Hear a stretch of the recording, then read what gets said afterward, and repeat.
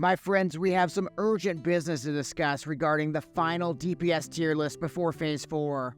We've got one last chance to pick the perfect class to dominate Molten Core in the new Blackrock Eruption event. Let's not waste any time, let's get right to it. So quickly, some methodology.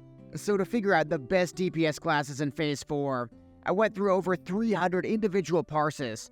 I also went to all the class discords to figure out how everybody's feeling about their class. Then I went from the B all the way to the S tier to figure out the very best class. So starting off the B tier, we have Priests. The good news on Shadow Priests is that their rotation's actually the easiest in the game now since their dots auto-refresh. After your initial opener, you just have your Mind Blast and your Shadow or Death to spam, and you fill with Mind Spike. Unfortunately though, this really simple rotation, it simply doesn't do any damage. To make matters worse, Shadow Priests are known to scale really terribly as well. With everybody wearing starter Phase 4 gear, you would think that Priests would be expected to be near the top of the meters. Instead, on the PTR, they were in the bottom third, which means when they get to Molten Core, they're going to be in the back of the pack. As for utility, we all know that Shadow Priest healing, it has carried more than a few Sunken Temple runs. But now Priests are also bringing Vampiric Touch to the table. The back of the napkin math is something like 200 MP5 for Shadow Priests for everybody in their group. That's basically TBC level mana regen. I played Holy Priest back in TBC and I would have loved to have this much mana regen. You can bet the Shamans and the Ret Paladins are going to be really jealous. The verdict. Low tier damage in Molten Core, it's going to make all the Shadow Priests really depressed.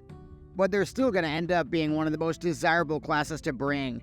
That insane mana regen is unbeatable for classes like mages.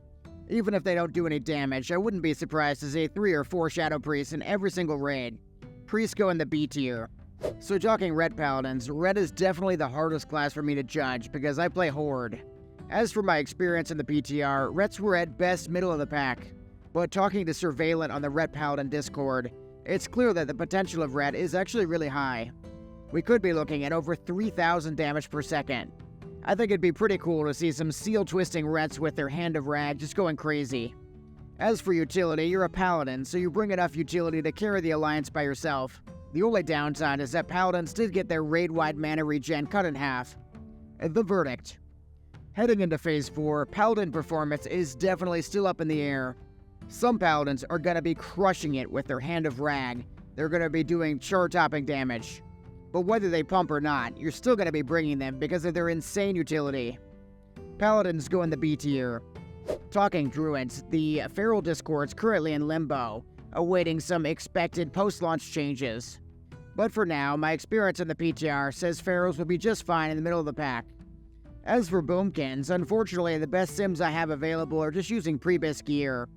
It's hard to know exactly how they'll perform at the end of Phase 4, but for now it looks like they'll be slotted in somewhere near the Shadow Priests. Talking utility, you have Wild Strikes, you have Innervate, and you have Battle Res. The last two might be extremely popular if Molten Core ends up being difficult. The verdict. You need to have Druids in your group, and if the raids are actually hard, you're going to want even more of them. Druids go in the A tier. So talking Warlocks, Warlock sims are pushing around 2800 DPS right now, and that does lag behind physical damage dealers and fire mages. But I was really surprised on the PTR by how many Destro locks I saw near the top of the meters, especially with their new Decimation rune. I really can't wait to see some 10k damage soul fires.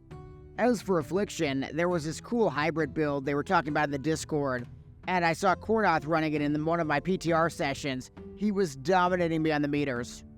So as for utility, Mark of Chaos is really the big one for locks. So now one Warlock bringing Cursive Wreck. They're also essentially bringing the debuff curses as well. We also have Demonic Pact, so raid-wide spell power now. The only problem is convincing one of the Warlocks to run it. The verdict. Locks are currently slated to be the second highest caster DPS in Phase 4, but they have those really good curses and insane utility, so you're going to see more than a few in your raids. Warlocks go in the A tier. Let's talk Shamans next. So from my research, Enhance really doesn't play that much different than it did in Phase 3.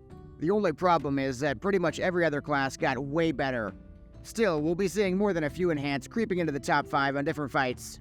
One cool thing about Enhance in Phase 4 is that two-handing is going to be very viable, with options like Hand of Ragnaros.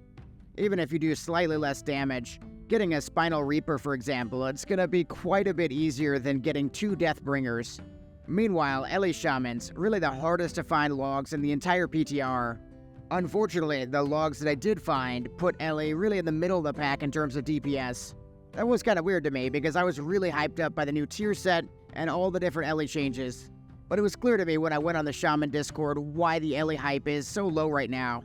You have the nerf to burn, you have the same old Phase 3 rotation, you have unexciting PvE runes. The Shamans like Wavios here, they really weren't feeling that good about Ellie.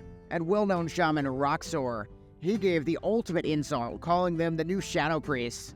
As for utility, we know Shamans bring the totems. Everything you've seen since 2004 still applies.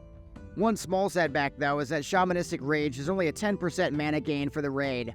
Nobody's panicking yet, but it's definitely going to be noticeable in longer fights.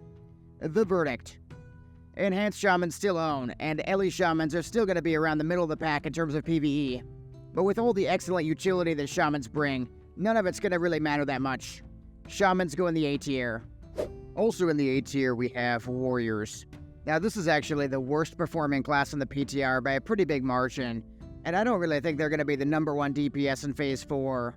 But if you talk to any of the Fight Club Warrior mains, they're not nearly as freaked out as I am. When I shared that the average Fury DPS in the PTR was about 1800, the top Warriors responded by linking me some insane sims, over 4,000 damage on some of them. So the main theory for why Warriors are underperforming so much on the PTR is that we're forced to use these pretty bad Sunken Temple weapons. In Phase 4, though, we get these insane new weapons, Escander's Claws, or even the Imperium Demolisher if you get lucky. So talking utility, Warriors are always going to be the perfect off-tanks. They have their taunt, they can always save the day. But they also bring really good utility with their Sunder, their rallying cry to save the raid. And while this isn't 100% confirmed for Phase 4, it is very likely Warriors are getting a new skill book. That skill book would essentially give everybody in the raid world buffs after they die. I think that's a pretty sweet idea, and it could make raiding a whole lot more fun. The verdict. Fury looked downright awful on the PTR, and the excuses for why they underperformed, they do apply to other physical damage dealers who are doing significantly more damage right now. But I'm no dummy. I'm not going to underestimate Warriors when they always seem to outperform at the end of Classic. Give them their full Phase 1 gear, give them a nice new Cassock weapon, and they'll easily push into the A tier. Starting off the S tier, we have Hunters. So the MM rotation, it really feels amazing now. Your traps are scaling now with the TNT rune, and the cooldown on them has also been reduced to 9 seconds, which is way better. Back in Phase 3, I always felt like I was messing up my rotation, but it's much harder in Phase 4 to make any really catastrophic mistakes. You can still stand out though, and the exceptional marksmanship Hunters, they can easily push to top 3 or top 5 on every single fight. Switching to the other side of Hunter though, we have Melee Hunter, and there really weren't that many Melee Hunter logs in the PTR. The logs that did exist, they significantly lagged behind Range Hunter. I still think we have to be optimistic for changes though. Blizzard just recently made it so you don't have to run True Shot Aura on your Melee Hunter, so there might even be more changes coming up for Melee Hunter. One last thing on Melee Hunters though, is there were several logs featuring that old school melee weaving build. It's definitely something Blizzard would like to see be the #1 Hunter option, so I hope you have your track shoes on. Talking utility, Hunter traps really carried the Aranicus fight back in Phase 3. We can definitely expect similar Hunter utility to carry in Molten Core as well. And Hunters still bring insane AoE damage that scales really well for trash packs. Most importantly though, they have their Heart of the Lion, which is still a must-have for the 10% stats. The verdict. Hunters aren't going to be the #1 damage class in Phase 4, but they're going to be right up there, and their combined utility and damage, it puts them right up there in the S tier. Talking Mage, over half the top 20 parses I analyzed on the PTR, they were all Fire Mages. The biggest reason for that is definitely their amazing new rotation. They get to add in Balefire Bolt now, and their Fire Blasts are off the global cooldown entirely. They may not end up scaling as well as Rogues or Warriors, but for early Phase 4, Fire Mages are going to be extremely tough to beat on the meters. As for utility, Fire Mages bring insanely big AoE damage, huge for those trash packs in MC. We also can't forget Arcane Intellect, infinite free food, and of course, the best travel method in the game for getting to all the different raids. The verdict. Fire mages will be a dominant force, especially in early Phase 4. They're gonna be stacked in raids, and they definitely deserve a spot in the S tier. So our number 1 spot, it goes to Rogue. So from all the parses I analyzed, 4 of the top 5 were Rogues. You might say, okay, it's the BTR, who cares? So I went to the Sims, and the Rogues are simming almost 4k DPS. That's single target too. They still have Fan of Knives for insane AoE damage as well.